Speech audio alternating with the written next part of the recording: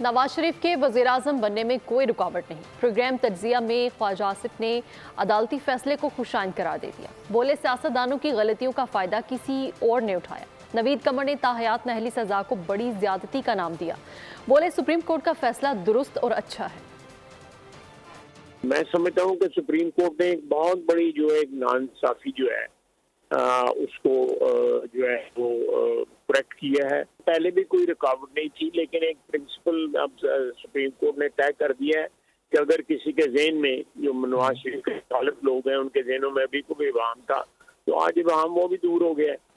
तो वो मैं समझता हूँ कि कोई रुकावट नहीं है अल्लाह के फजल से उनके दोबारा मुंतखब होने के में और साथ उनके इंशाअल्लाह ताला वज़ीर-ए-आज़म बनने।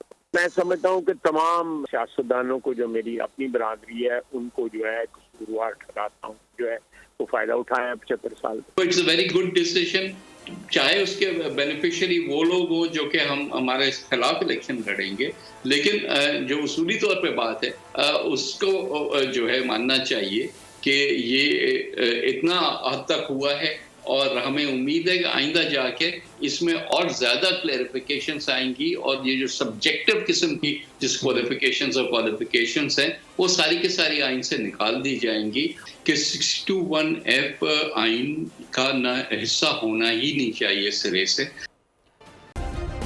सब्सक्राइब करें और बेल दबाएं ताकि कोई खबर रह न जाए।